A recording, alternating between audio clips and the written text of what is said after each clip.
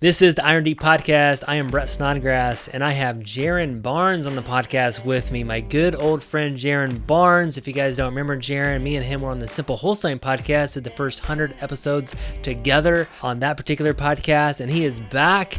And him and his wife, Asia, they lead the Land Maverick Society, which is a fast-growing land flipping group, and they provide unparalleled support, including deal funding up to $250,000. He is a man who loves Jesus with all of his heart. He's raising his family, he's running his business, he's coaching, he's encouraging, and here he is, Mr. Jaren Barnes.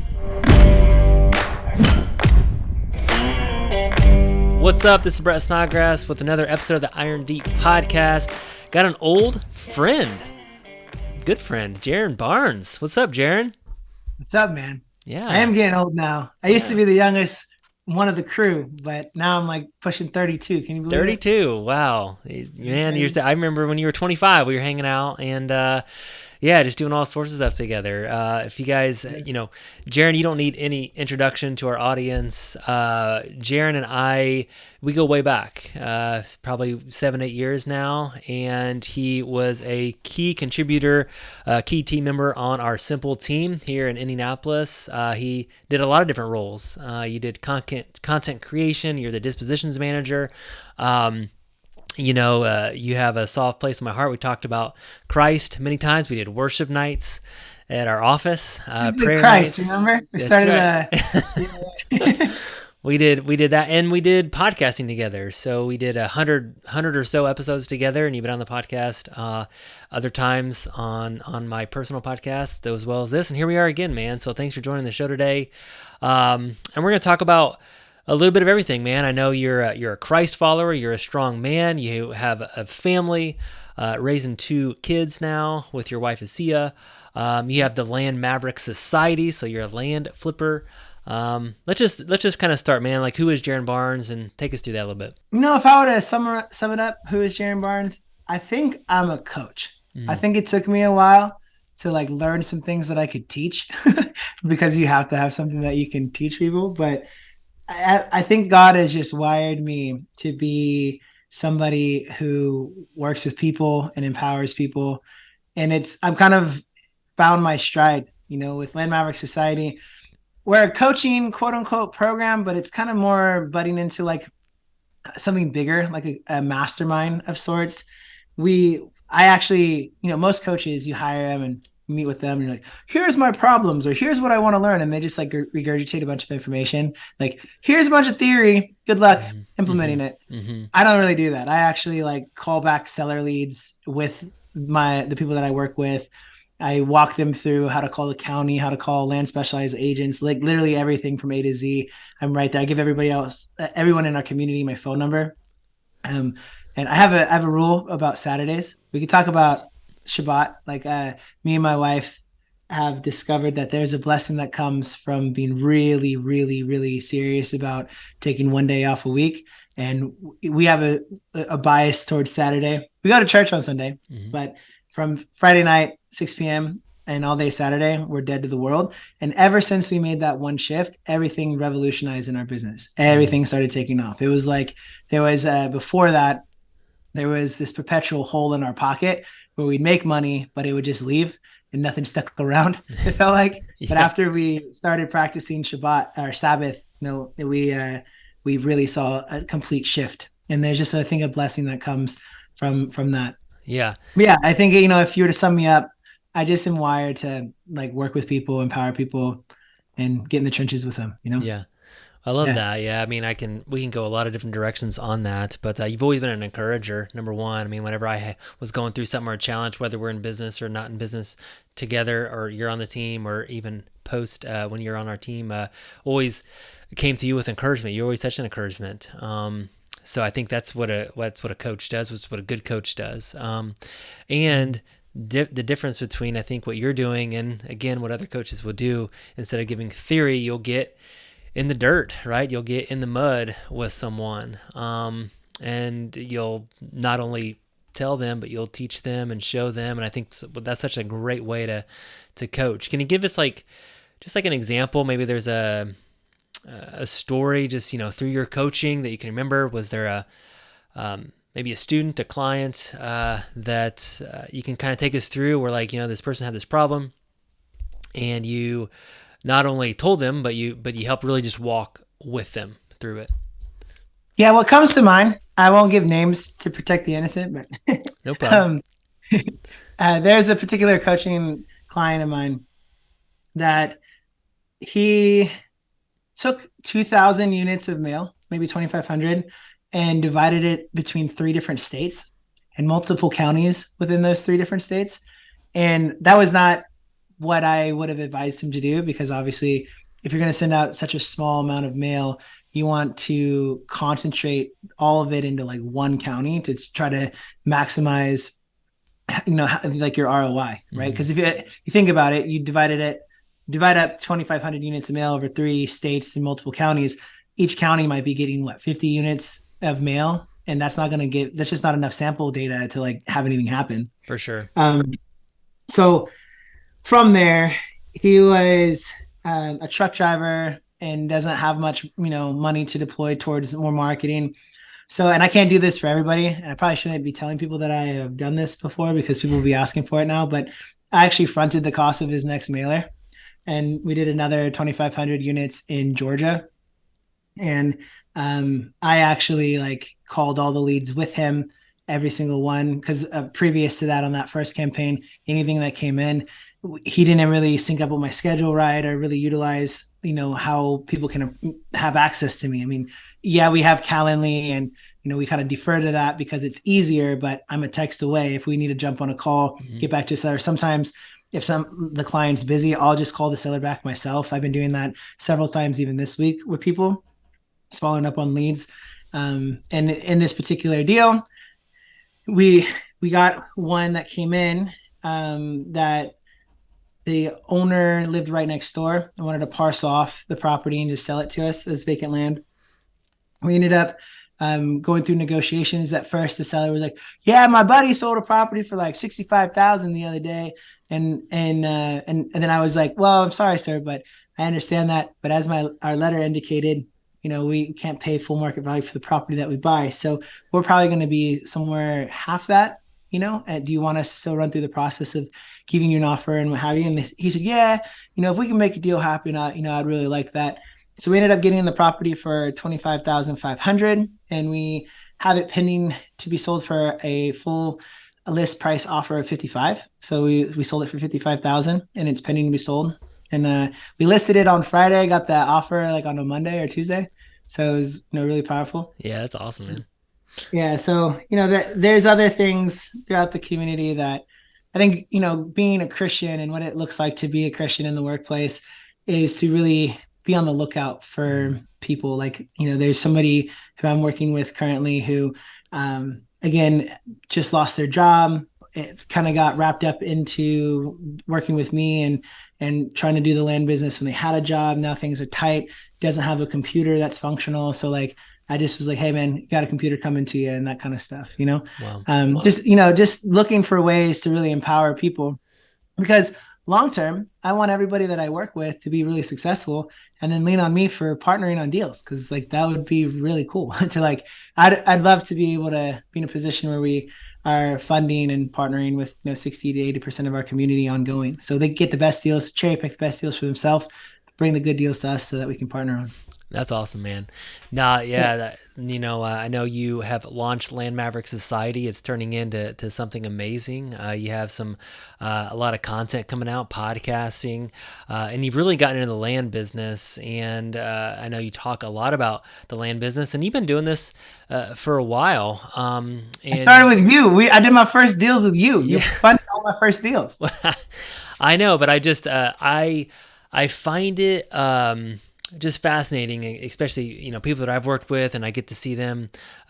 You've grown so much. You faced a lot of challenges in your life as well. You also worked with Ari Tipster, and then recently, probably not too recently, but you really decided you've gone out on your own, right? There was a decision that you had to make, and you're working with clients and students that maybe they're making decisions. When can I own my own thing or go out on my own or leave my particular job? And can you kind of take us through that story a little bit, that journey? Because I know that was probably just a very difficult decision for you. Was there something that happened that you're like, now it's time? Throughout, I've worked for other organizations and I've done my own things, but now it's time for me to make my own mark, me to grow my own business, and that's obviously where Land Maverick Society is starting and growing into now. So can you take us into that?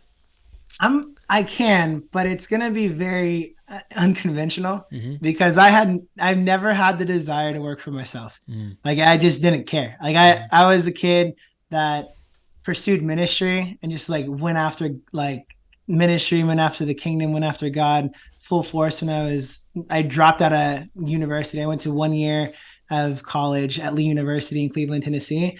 And then I was like, skip this. I just want to go do ministry. And so like I met my wife on a mission trip and got married 2 days into being 20 and found out that life has this pesky things, that life has these pesky things called bills, and you got to pay those things. And it's really annoying, especially as a husband. Like you got to like actually care about and provide for the means to meet that. Right. And so I just honestly, if somebody would have just like paid me 10K a month and just like, made it so that we're good, I probably would have been absolutely fine working with another company and helping grow something awesome that I cared about. And then obviously I kind of I work way better when I have autonomy and like not being micromanaged and that kind of stuff. But I've never been the textbook entrepreneur who was like selling candy at 2 years old and like, wanting to do my own thing. It was, I think, maybe a God thing. Like maybe I'm like destined to be working for myself. And I actually probably should have left RE Tipster, looking hindsight, a lot sooner. I love working with Seth. Seth is an incredible friend and mentor. Similar to you, I owe him a lot as well. But it really was just a matter of, if I'm honest, I had put my land business kind of as like a second priority, and my first priority was RE Tipster. And from a financial standpoint, I kept trying to build out different courses and offerings through RE Tipster to try and increase the company revenue that could justify making a certain dollar amount per month where I could be good. But the entire time that I worked there, I had to supplement my income with my land business. And I had built a course there called the House Hacker University, because I actually have like a house hack situation right now, which is pretty epic. But it flopped. And everything that I tried to do to like increase revenue in order to justify an increase in pay just never worked out. And so I kind of got the wind knocked out of my sails. And then I jumped on board with a very intense project. I did a review for a CRM system for the land investing community called Pebble. And I hit burnout like really bad. Like I kind of went a little like borderline crazy, like really went in a real bad mental headspace. And from there, my productivity dropped, and the writing was on the wall. It was like, hey, I can't keep,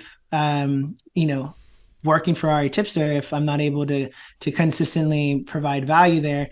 And so it wasn't like I got fired or anything. It was more just like a mutual, release where it just made sense. And Seth actually suggested that I start coaching people in the land business. And I started at that time really kind of ramping up my land business to try to supplement my income, because I got 2 boys and a house and a bunch of, my wife's from Kazakhstan. So we don't have the same kind of boundary lines as like a traditional white American family. So like all my in-laws live with us, and we include them in our company and provide jobs for them. And we just have a lot more financial burden on us where we just have to make more money. And so, from there, it was a really good mutual, kind of parting of ways.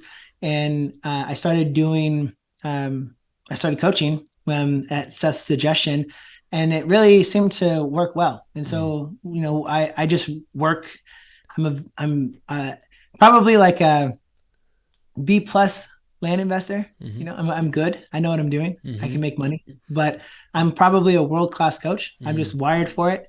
Never taken a course on it, never read a book on coaching, have no formal training, but I'm able to get people results and distill down really complex subject matters into really practical action steps. So I think it was just kind of what was meant to be. And I mean, again, looking hindsight, I probably was a year and a half into our tipster a little bit too long because I just didn't want to make the jump, or maybe working for myself scared me or something. Mm-hmm. But looking hindsight, it definitely can get pretty thin sometimes, or you do have months where revenue's a little low and it's a little bit tight or whatever. But as long as you are intentional about managing it well and doing well, like it works. Yeah.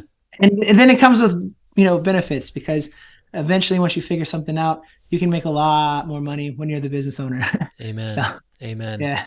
Well, let's just talk about the land business a little bit. Obviously, we talk about real estate on this particular podcast.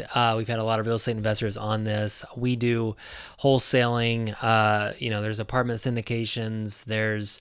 We do seller financing, rental properties, and some people do land. And sometimes land, I believe, just gets overlooked. It's not as competitive. There's some things about land, but it's definitely not saturated like the wholesaling house space, or even there's a lot of podcasts on apartment buildings and how to do commercial properties, things like that. But there's not a lot on land. There's some.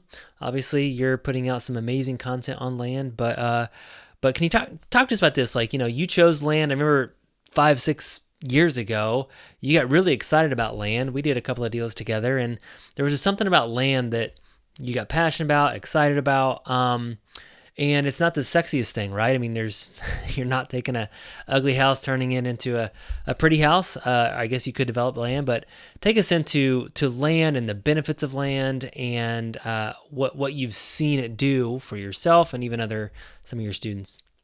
Yeah, man. Well, I just want to echo everything that everybody assumes about land. It's boring. There's nothing to see, guys. Go do other things. You just leave us alone in the land community, because don't wake us up. It's great over here.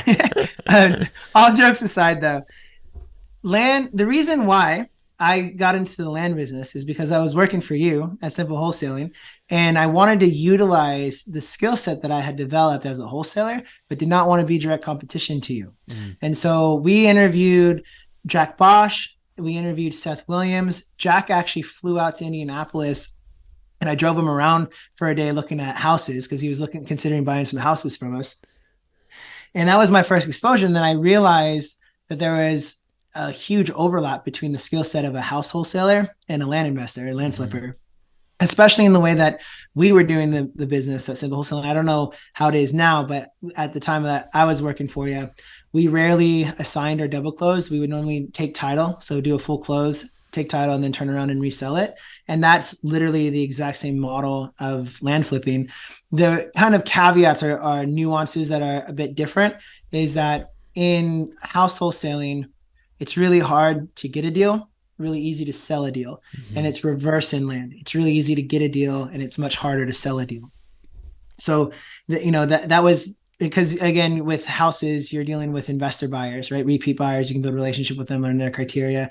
Whereas with land, you're normal, unless you get in bed with a developer or something, you're selling one-off to retail buyers. Mm. So the sales timeline is a little bit longer. Our average days on market are about 70 days, and I shoot, to sell within 90. Sometimes, things, might be 6 months on market, 8 months on market, but it's pretty rare. Whereas with houses, I mean, we would get an influx of 10 properties, and sometimes I'd sell them all in a day, Yeah. Mm-hmm. So it's just a totally different world.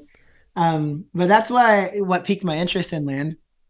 And then it was kind of more honestly a matter of I know that this works, and I just need to figure it out. Mm-hmm. And I'm like a tortoise, the tortoise in the hare. Mm-hmm. I just inch and inch and inch. I just was at the time in my life where I was I can't have shiny object syndrome and go learn something else. I've done deals, I have proof of concept, and I need to really figure out how to turn this into a viable business.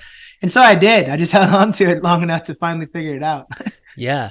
Yeah, no, I love that inch by inch. And I think it might have been a song. I think, you introduced me, not introduced me, we listened to NF back in the day. I think he had a line in his song where you think that I just I'm going to butcher the words, but you think that I just made it, but I've been doing this for 10 years, right? Yeah. Is the line. And I think that happens to entrepreneurs. People think, oh, where'd this guy come from? He's awesome. But you're like, well, I had been preparing, I've been grinding out for the first 5 years, just kind of learning how to do it. Oh, And then failing. now failing forward. Yeah. And now here I am learning from all my mistakes. So Yeah. yeah, so I love that analogy of just inch by inch, because I've been doing real estate for 17, 18 years, but everything's changed so much. I honestly feel like I'm a rookie most of the time. Like I still don't know how to do it, and still Me figuring it too. out. So no, that's cool, man. Talk about, I love, you also, whatever business you do, you implement some sort of putting yourself out there, some sort of content, whether it's writing blogs or books or podcasting or creating videos. You typically are creating, and I know that that's part of your personality, and I know that's important for businesses. But can you talk to us about that side of you, and how has that just impacted your business of thinking creatively in ways to continuously put yourself out there, creating content, creating value for people, whether you're in the simple business, RE Tipster, or Land Maverick Society as well. So Yeah. So in today's world, you kind of have to create content. Like you might be able to get away with, being a real local guy that's super networked into the local real estate scene or something, but it's harder and harder without building a following and building a brand. mm-hmm. I if I could, I snap my fingers and just like make YouTube videos all day, I probably would because I really do enjoy it. But it's a grind, especially when it comes to video editing and like really having high quality video stuff. It's a lot, but you kind of just have to do it. And if you don't do something, I don't really do blogs anymore. I'm an 80/20 guy. I think videos and a podcast are probably the most 80/20 way to go about it. For me right now, the bulk of our content is just, we have a private Facebook group that Mm-hmm. I just push a bunch of videos out to, just helpful little tidbits. I actually just track commonly asked questions that clients ask me, and I Mm-hmm. just like get a running log, and then when I get time I'll just batch a bunch of videos together.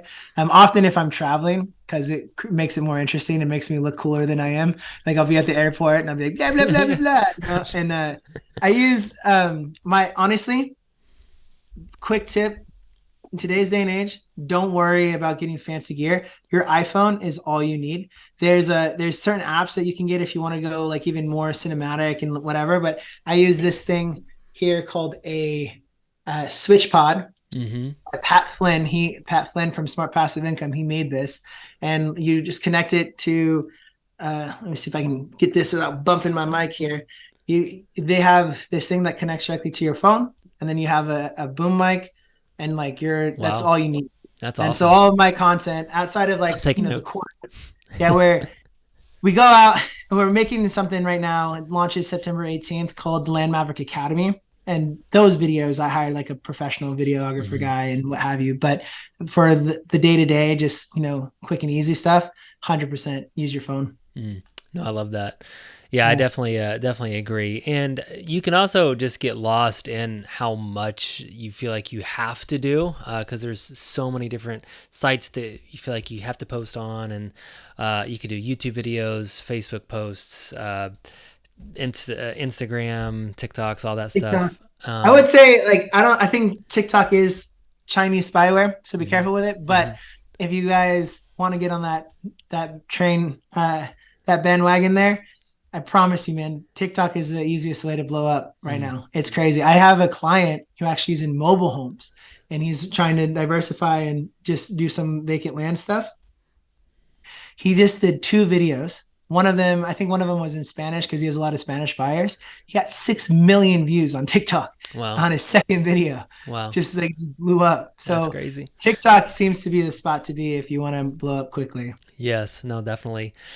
Um, so we've talked about the land business, why you've gotten into the land business, content creation, owning your own business. Let's just talk about that now. Let's talk about, some of the challenges and triumphs. You talked about you failed forward. You had a lot of different failures, but you stuck with it. I mean, one of the things that I tell business owners is just to pick a thing and be consistent, right?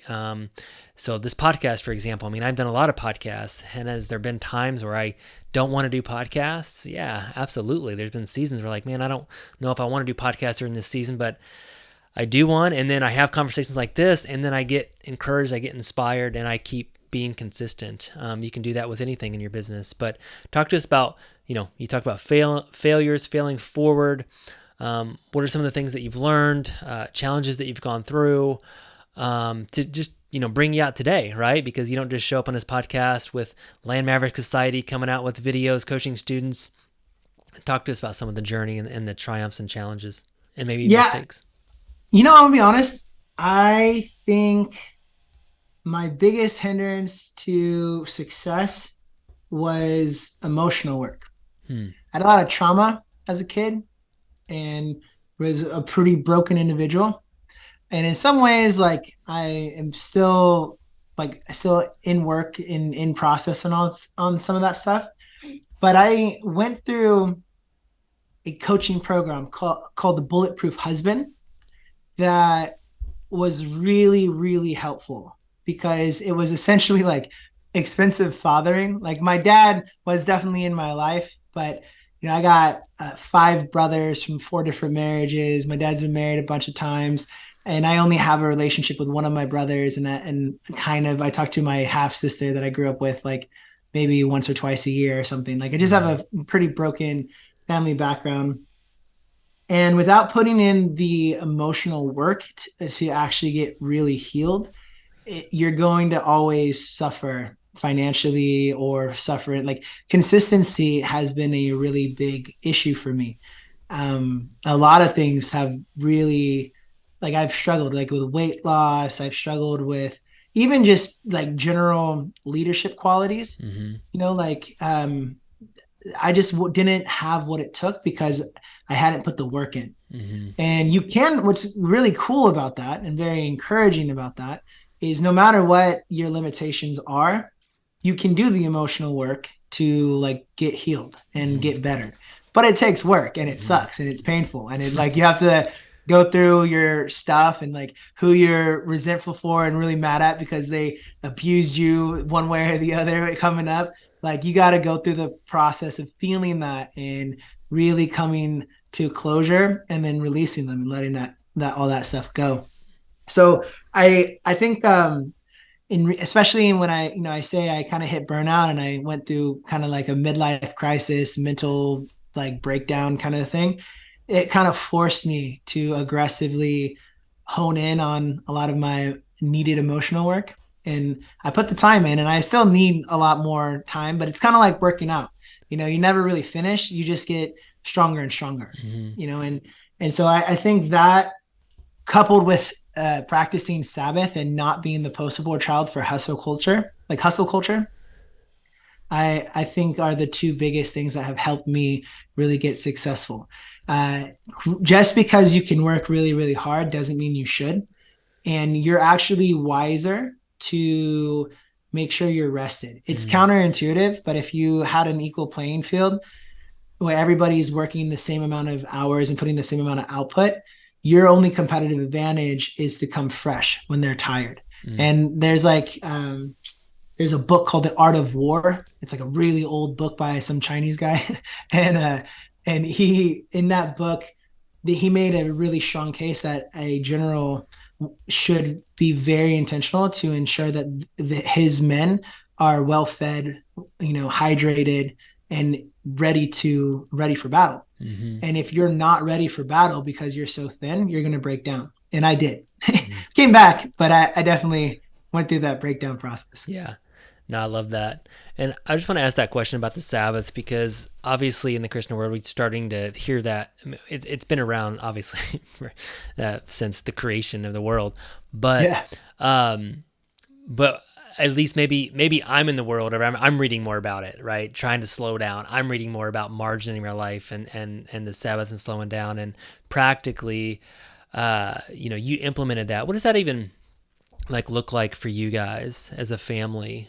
Because I've always, even like Sundays, so you practice your Shabbat, Sabbath on Saturdays, but because, in our culture and the way I grew up was like, oh, Sundays is always that day because that's maybe the day you go to church. But then I'm like, I got to wake up for church, and that's a grind just to Yeah. get my whole family out to church, and I'm really tired by the time it's noon, and I definitely don't feel rested through that whole process. So can you take us into like, what do you do, and when things pop up, because they will, where this guy he wants to talk on a Saturday because that's the only day he can talk for business wise, or something else, right, is going to pop up, and what do you do in those situations? Can you take us into that, practical Yeah, man. speaking?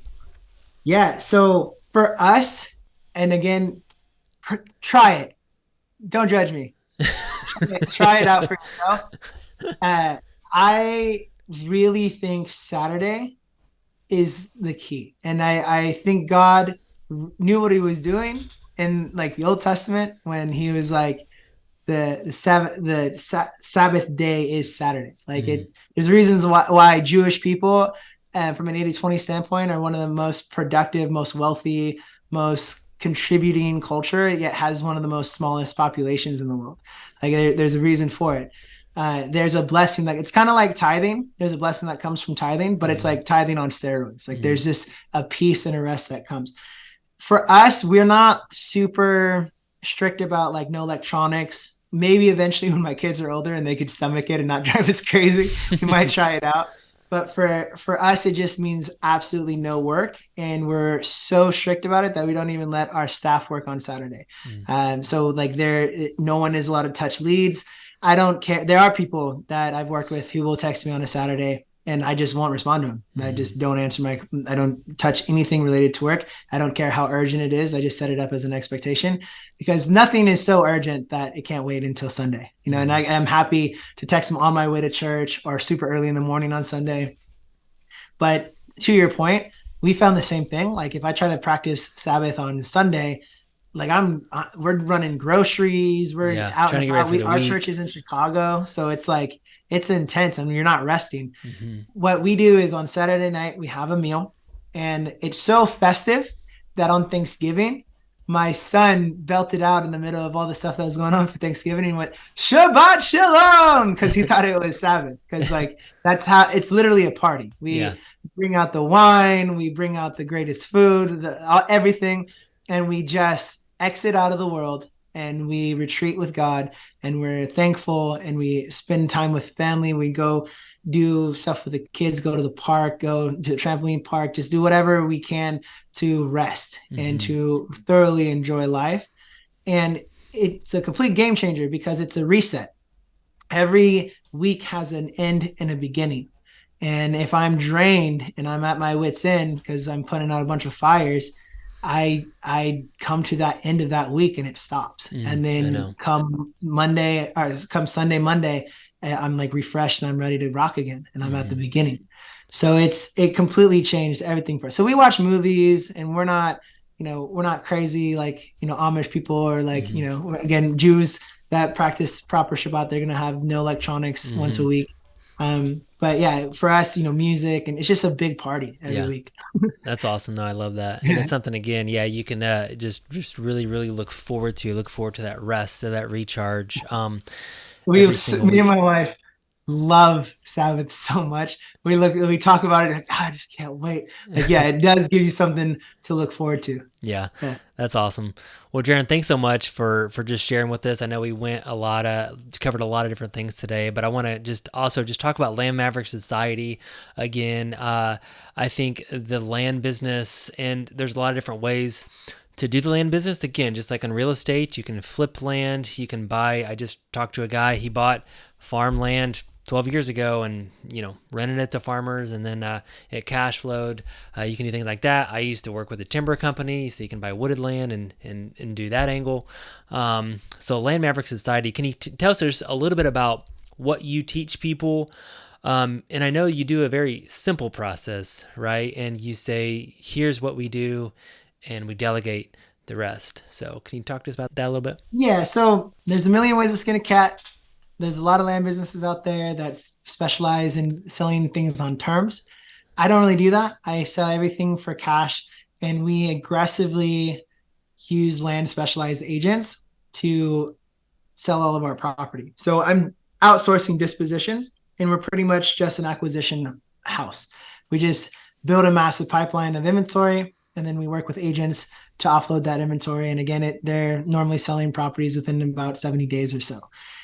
Um, we, in order to make our model work, we have to be a little bit more intentional on the due diligence front. Like I can't buy a landlocked property or like a property that's like 5 acres on the side of a mountain that's unusable because it's so steep. So we have to make sure that it's a solid product that would sell through the MLS. But yeah, I walk everybody through selecting a market. That's also a pretty big piece to it in some ways because certain markets are easier than others.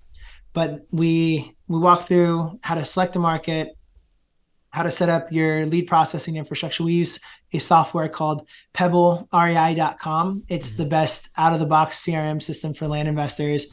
And I'm pretty integrated with them. They actually set up a special type of an account where if you go through my link, you get the exact like build out of my environment. So all my coaching students like have exactly all my templates and have all the stages built out. And I can actually sync my account with theirs and like look at, how they're processing leads and what have you.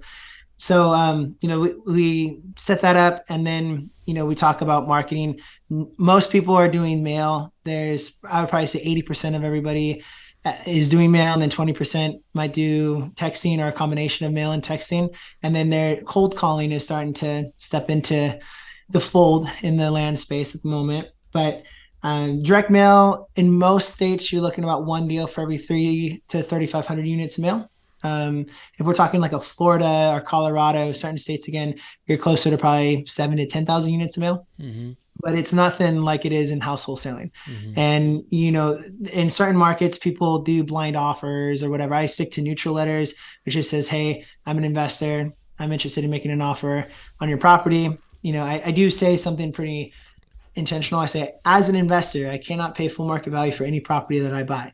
That being said, I do try to give you as much money as I possibly can and often outbid my competitors 30 to 50%. Mm-hmm. And that accomplishes a lot because it frames the seller like, hey, don't talk to me if you want market value. Talk to me if you're willing to sell at a discount. And so that's what we do. And then from there, we use certain software tools to check for wetlands, access, neighboring structures, flood zone, a bunch of due diligence stuff. And then we'll reach out to land specialized agents to help us solidify comps. That's probably the biggest. There's 3 core skill sets of a land investor in our model. We're experts at running comps and due diligence. We're experts at talking to motivated sellers on the phone, and we're experts at finding, vetting, and managing land specialized agents. Everything outside of those 3 core skill sets are noise and a distraction and should be outsourced as much as possible. So, I don't recommend people scrub their own direct mail list. We recommend people use a company called Supercharge Offers that does all the heavy lifting for you and just really focus on getting leads and processing those leads and really doing those 3 things over and over and over and over again. So that's probably one of the hardest parts of being a land investor is like land comps are all over the place and oftentimes it can't be found. So you kind of have to like use an educated guess, or lean on a land specialized agent who's in the area and does deals in the area who can give you that solid list price. And again, you got to frame the conversation correctly because you got to say, hey, I want to sell this property within 90 days or less. So don't give me like a off the wall, crazy high list price, like something that maybe is not the cheapest thing on the market, but second to it, that type of range. And then we just rinse and repeat. I always go through title. A lot of land investors in kind of the more terms deal space, they'll, encourage people to self-close to try to save some money. Bad move. I remember one time at Simple Wholesaling, we went through title, we got title insurance, and there was a property that about a month after we sold it, the person who bought it from us was like, hey, there's a $38,000 lien on this property. And it was like, oh, okay. I think Brett paid $1,000 deductible and then title insurance took care of it and we were off to the races. Yeah. Whereas you don't want that kind of mess on your hands. You want to sleep at night. So go through title, pay the powers that be, have kind of your fractional team in place and then you're off to the races. Yeah, that's awesome, man. That's awesome. Well, I know that you guys run just an amazing organization, Land Maverick Society. So make sure if you're listening, go check that out if you're interested in land. And Jaren, appreciate you so much, buddy. It's awesome hanging out with you again. So I appreciate you, man. And thanks for being on the podcast today. Man, it was an honor. And Brad, I got to get you on the Land Maverick podcast. It'd be awesome. Let's rock it out, man. Let's do it.